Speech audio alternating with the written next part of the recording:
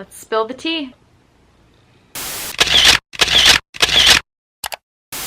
Hey guys, it's Jackie. Welcome back to my channel. So today, as I sit here with you, I drink tea. A, because my throat is scratchy, and B, because we are spilling the tea today. And I come to you to spill the tea because yesterday I dropped my sorority. So here I am, ready to share my experiences in my sorority and with Greek life in general at Vanderbilt. Let's talk about it.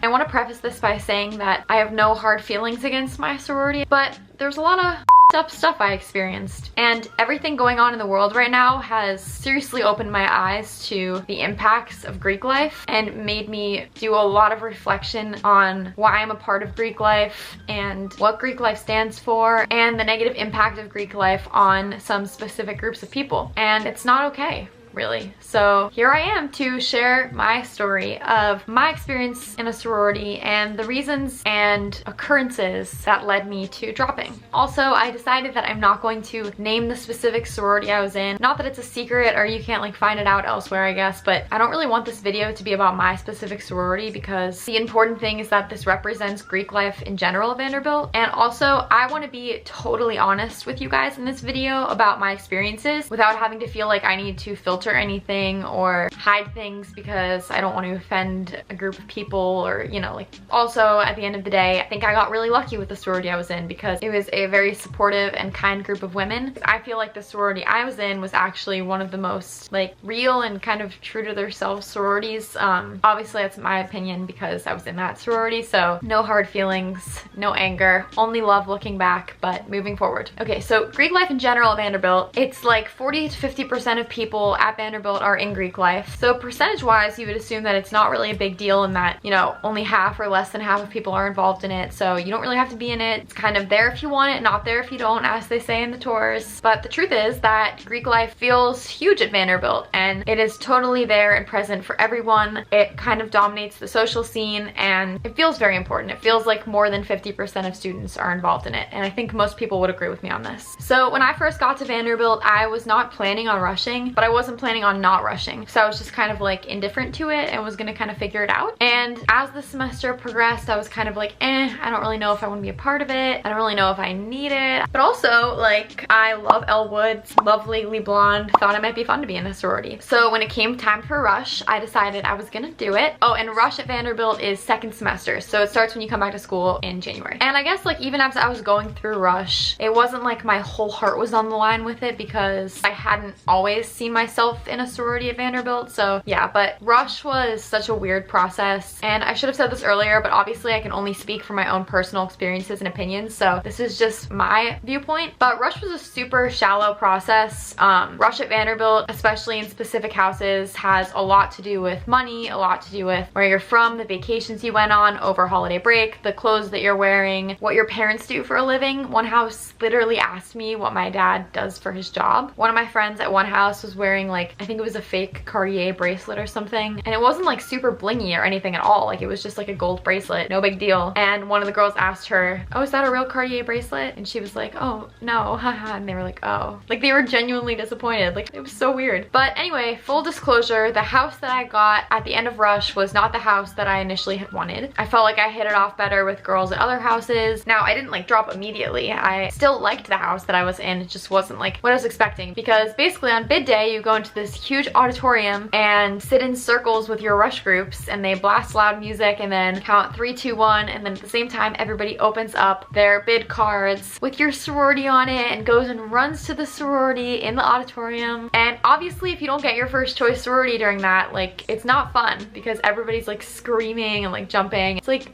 just like not fun. But I still really liked the girls in my house from Rush. I remember they were really genuine and I liked my conversations with most of the girls I talked to. But yeah, the beginning was a little weird and it took a few weeks for me to adjust and to feel like closure on like the Rush situation. But anyway, after Rush is the week where it feels like the most heavy, or like the biggest deal, I guess, because everyone's wearing their t-shirts of their sorority and everyone's talking about which sorority they got and all that. And basically like all social groups and any sort of reputation anyone had before Rush is like wiped out and replaced by the house that they're in. So, you know, everywhere you go, you see the house that they're wearing on their shirt, you see it on a pin on their backpack, you see it on their door, like people literally hang signs on their door that says the house that they're in. It's just everywhere. And if you're super happy about your house, then that's super hype. But what I feel like I hated about it was that no matter what sorority you were in, people looked at you and immediately associated you with whatever reputation that whole sorority had. So if you're in Tri Kappa, which is not a real sorority, I made that up, then you are probably somebody who drinks a lot or does drugs or goes out a lot. If you're in a different sorority, then maybe you're like super chill and like don't care about anything, just like very whatever, you know? But like whatever, every sorority has like a specific reputation of the girls that are in it, and therefore right when you're in it, that's what everybody assumes that you are. And as somebody who is a goddamn individual,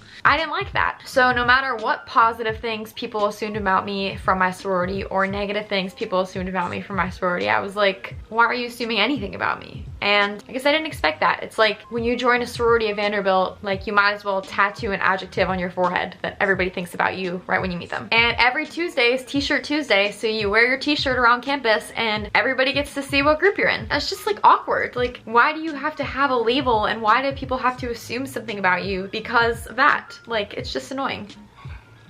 And at first it was just annoying and overwhelming to have that label, and then I started to feel like that label was like limiting me as a being, and it just like wasn't a fun thing to have a part of my life. And so those of you who are subscribed and have already watched the other videos that I've made about Vanderbilt know that I'm very involved in theater, and I was very involved in theater my spring of my freshman year. Like, I was in a show and I was doing all the theater stuff, and it's just a big time commitment and whatever. And right when you get into a sorority, there's like a ton of events that they hold, and because I was so involved in theater and had so many commitments on campus and stuff, there were a lot of these like new member events that I couldn't go to. So basically at the beginning, I like immediately didn't become as close with a lot of the girls because I just wasn't going to the events where like people were getting to know each other. And so that caused me to kind of feel like left out, and like these people were friends and I wasn't like a part of it. And at first I thought like, okay, like this kind of sucks, but I'll catch up. Like, after the show's over, I'll be able to go to chapters and I'll be talking to these girls, and when I am there, I'm being very social and talking to people and meeting people. But then I was getting dinner with this one girl who, like, no hard feelings, like she's very sweet and obviously didn't mean anything by this, but she was like, it was something along the lines of, oh, so-and-so was saying, who's Jackie Rhodes? Like, I don't even know who she is, or like something like that. Basically just straight up saying that there were girls in our pledge class who like had no idea who I was after I'd been in the sorority for like 2.5 months. And I was like, that's just rude to say, like, okay. But yeah, and then I started to find out that there were like group chats that had been made which only had a certain number of girls in our pledge class in them. Like, let's say our pledge class has like 30 girls or something, then there was like a group chat which had like 10 or 15 girls in it, and they would like host pre-games just for them, or like plan dinners together before date parties. Just like, why be exclusive like in your sorority? Like, you're already in this group. Do you really need to add an additional layer of exclusivity? And basically I found out about this group chat when this group was planning like their own big dinner and stuff before a date party, and a lot of these girls were my closest friends in the sorority, so like I felt like people weren't including me and that kind of thing, and it just like sucked because like you don't join a sorority to get that. Like, you don't need that in your life, especially in college. Like, we're beyond that. And so I was just like, that's not cool.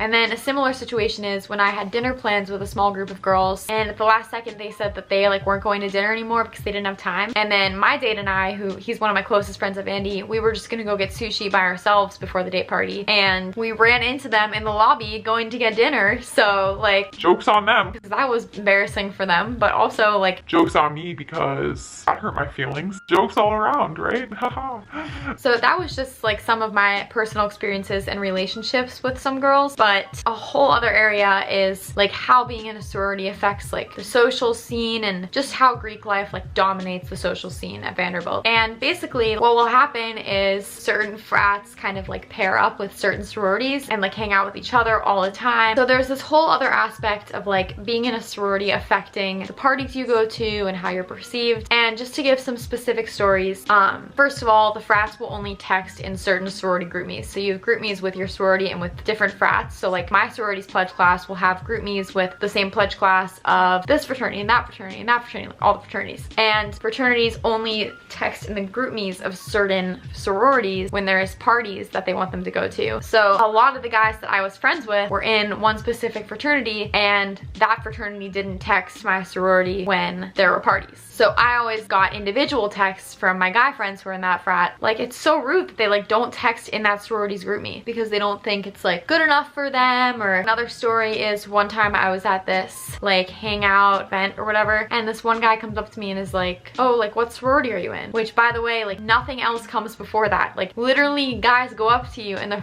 first thing they ask you is what sorority you're in. So that alone is like its own thing. But I was like, you know, like I said the sorority, and the sorority that I'm in like sounds a lot like another sorority. He was like, oh really, like like the other sorority? I was like, no, like a which is like my sorority. Sorry, this is like, you know. And he was like, oh, okay. And he walks away. No, I was not even interested in talking to this guy at all. So I didn't really like care that much because of that, but like imagine that happening. Like it's just crazy. So anyway, that was that. Oh yeah, and then recruitment on the back end. So like being a sister who is selecting potential new members, that on its own is just a whole nother level of messed up. Judgmental, shallow, draining, like not cool. And something that happened related to recruitment is, so again, for those of you who are subscribed and have watched my other videos, you know that I'm pursuing acting and have an agent in Nashville and very involved in like theater and stuff. And I got cast in this student film at Belmont University, which is a school in Nashville that has a really great film school. And it was like a great opportunity, and it was even paid. And with sufficient notice, I had asked if I could miss PPD, which is Panhellenic Preview Day, which happens in the fall. And it's basically like a mini rush in one day because I had this great opportunity and it's what I love to do and it's amazing and blah blah. After a lot of like talking to her about it and giving a lot of reasoning and emailing back and forth, like finally she said it's okay, you can go to that and miss PPD. But until then I was gonna have to pay some enormous fine of like hundreds of dollars because I couldn't go to this one day, and it was something like $50 a round, and there's like 8 to 10 rounds, even though I'm already paying thousands of dollars of dues for this sorority. And other girls have been in situations like this too, where they've had like flights booked to go home and stuff, and then suddenly there's this new event, and if they can't go to this event then they get fined hundreds of dollars. And like it's just like, why are there so many fines? Like we're already paying to be in this in the first place. Like it makes no sense. They only get people to go to things by threatening to fine them. I just started to kind of get fed up. I just wasn't like connecting with any new girls, and I wasn't enjoying myself that much. Like the events weren't that fun. I'm paying so much money for this. It just kind of became a chore, to be honest. Like it felt like it was a chore to like go to chapter, to like go to these events. And also I guess because I was kind of like fed up, I started to notice like the not so fun things about my sorority. And I will never forget when after one round of recruitment I got yelled at in front of pretty much the entire sorority, like everyone was there, because I had hiccuped during a speech. So I was sitting in the back of the room when all the potential new members were like sitting in rows, and there was a girl giving a speech and I hiccuped, which is like involuntary, and I didn't expect it. And I understand I could have held my breath if I like needed to, but I didn't know it was coming, and I literally got yelled at for it. They're like, it's so disrespectful and like whatever, because they thought I was laughing, but I literally just hiccuped, and that's not sisterly. But now also I just want to talk a little bit more about the financial burdens of being in a sorority. So first of all, dues are a lot of money, and at least at Vanderbilt there's very few scholarships or aid opportunities for dues. So like there's not many ways to like lower the amount of money you have to pay for dues, at least in a significant way at all. Other financial things are like the fines like I was talking about, and you have to get a pin for yourself whenever you get initiated, which is like $100. And my pin fell off of me one day at a recruitment event, and they were telling me I needed to buy a whole new pin for $100 because I needed this for future rituals in the sorority. And thank God I didn't buy a new one because obviously I dropped. Also, even like Big Little Week is a huge financial burden. Big Little Week is like when you get your little, and as a big you have to like buy like a basket and a bunch of candy and canvases and paint. You also end up taking them to dinner and paying for their whole meals, and like it's just assumed that everyone does this. Like you pay for your little's meal and like you pay for all this stuff, and like it's fine, and it creates a really special experience because like I remember as a little, like I felt really taken care of, but that's so much money. Like why should I have to afford to pay for 2 meals off campus. And if I can't, then like, I don't know. It's just like, it's not inclusive. And I feel like here's where I'm gonna kind of segue into a more like serious talk about Greek life.